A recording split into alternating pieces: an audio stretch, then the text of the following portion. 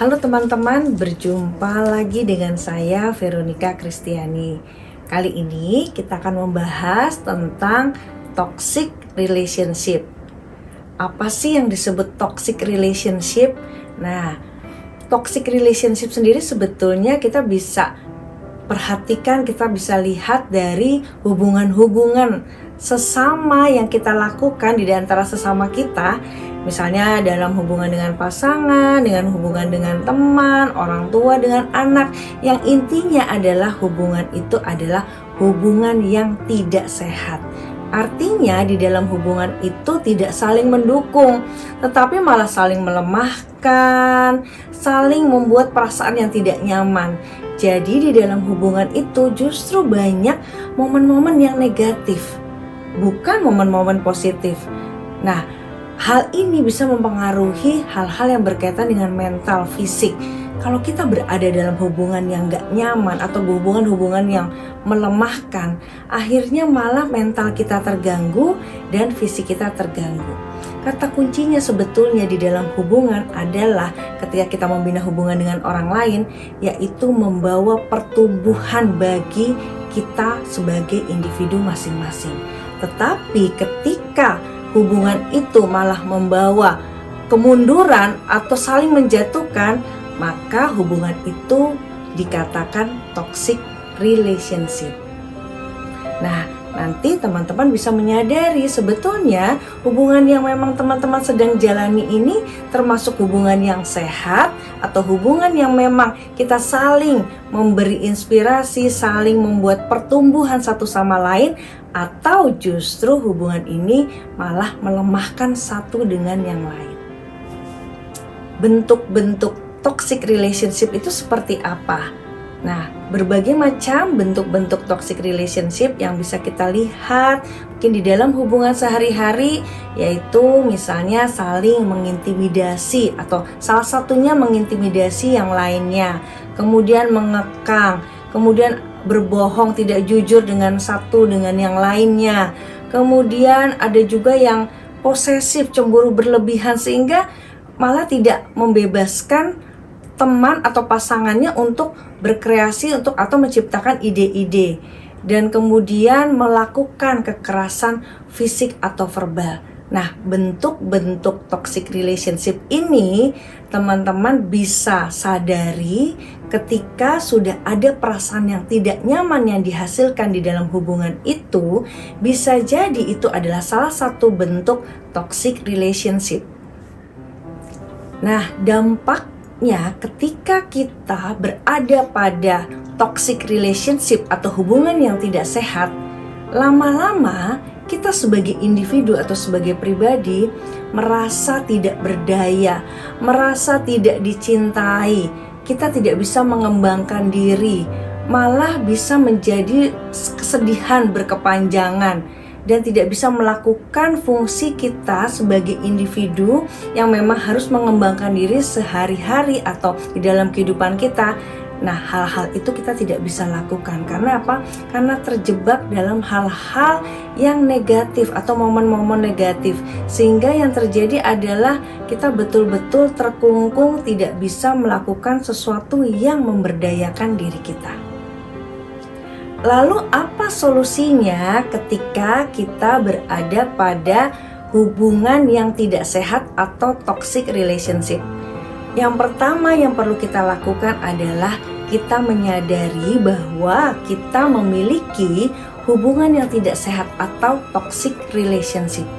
Dengan menyadari, maka kita juga akan tahu bahwa hubungan ini tidak sehat dan saya perlu memperbaiki hubungan ini atau berpikir tentang bagaimana mengakhiri hubungan ini.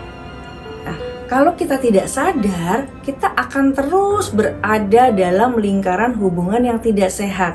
Maka hal yang benar-benar penting perlu kita lakukan, kita sadari apakah hubungan ini sehat, apakah hubungan ini bisa membawa pertumbuhan bagi diri pribadi saya dan juga bagi orang lain yang memang kita berada dalam hubungan tersebut. Dan kemudian yang kedua, tipsnya adalah ciptakan mindset bahwa saya yang bertanggung jawab pada diri saya.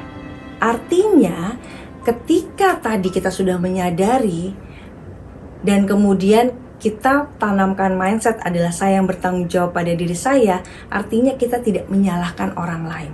Tetapi kita mengambil alih tanggung jawab pada diri kita dan kita berupaya bertanggung jawab untuk memperbaiki hubungan itu atau mencari solusi terhadap hubungan tersebut.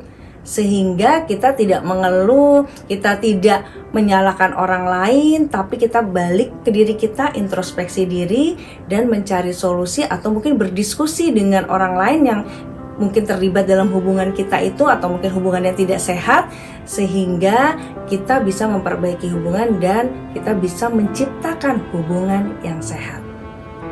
Lalu solusi ketika kita berada pada hubungan yang tidak sehat yang selanjutnya adalah kita fokus pada mindset kita juga kembali, yaitu kita mau memilih. Kita mau memiliki growth mindset atau fixed mindset. Tetapi kalau kita mau berfokus pada solusi untuk bisa menyelesaikan atau membuat hubungan ini menjadi sehat, maka kita perlu fokus pada growth mindset. Growth mindset itu adalah mindset tentang pertumbuhan, di mana kita fokus pada pertumbuhan diri. Tetapi kalau fixed mindset, kita fokus pada hal-hal yang memang kita kayaknya nggak bisa. Kita nggak mampu melakukan itu. Nah, ketika kita berada dalam hubungan yang tidak sehat, maka kita fokus bahwa setiap individu itu perlu bertumbuh, perlu berkembang. Saya percaya pada kemampuan diri saya untuk bertumbuh, sehingga ketika saya punya hubungan yang tidak sehat, bagaimana caranya saya tetap fokus pada diri saya untuk mengembangkan diri saya, untuk meningkatkan kemampuan saya, sehingga saya tidak fokus pada hubungan yang tidak sehat itu. Tetapi tadi ketika kita memang punya hubungan yang tidak sehat, kita benar-benar mencari solusi dan berupaya untuk fokus, saya mampu untuk menyelesaikan masalah ini dan saya mampu untuk mengembangkan diri saya. Solusi selanjutnya ketika kita berada pada hubungan yang tidak sehat, yaitu dengan berlatih self-compassion. Self-compassion sendiri sebetulnya dapat digambarkan bahwa sesuatu hal yang memang bisa kita lakukan untuk membuat diri kita bahagia, yaitu satu kemampuan yang memang kita bisa lakukan supaya diri kita bahagia, kita merasa hangat, merasa nyaman dan berbelas kasih kepada diri kita. Nah, dengan kita berlatih self-compassion, menyadari kebutuhan diri kita, maka ketika kita berada pada hubungan yang tidak sehat, kita kembalikan lagi pada kebutuhan diri kita itu sebetulnya apa sih? Kalau kebutuhan saya ingin disayangi, ingin diperhatikan, tetapi yang terjadi adalah yang didapat sebaliknya, maka kita perlu menyampaikan kepada orang, atau misalnya kita perlu juga menyelesaikan atau memperbaiki hubungan itu. Tetapi paling penting adalah kita berbelas kasih, memahami kebutuhan kita, kita menyayangi diri kita sendiri, kita bisa mengatakan saya mencintai diriku. Itu kan, saya mencintai diriku, kemudian saya menyayangi diriku, atau kita bisa memeluk erat diri kita sehingga memang kita bisa memutuskan atau memperbaiki hubungan yang tidak sehat itu dan membuat diri kita merasa dicintai dan akhirnya kita bisa mengembangkan diri kita. Demikian solusi yang bisa teman-teman lakukan ketika teman-teman berada pada hubungan yang tidak sehat atau toxic relationship. Mudah-mudahan solusi-solusi ini bisa teman-teman terapkan pada permasalahan yang memang terjadi pada diri teman-teman bila teman-teman menghadapi hubungan yang tidak sehat. Baik, terima kasih teman-teman. Kalau misalnya ada pertanyaan atau saran, teman-teman boleh menuliskan di channel YouTube saya atau boleh masuk kepada Instagram saya. Mudah-mudahan informasi yang saya berikan ini bisa bermanfaat buat teman-teman sekalian. Terima kasih.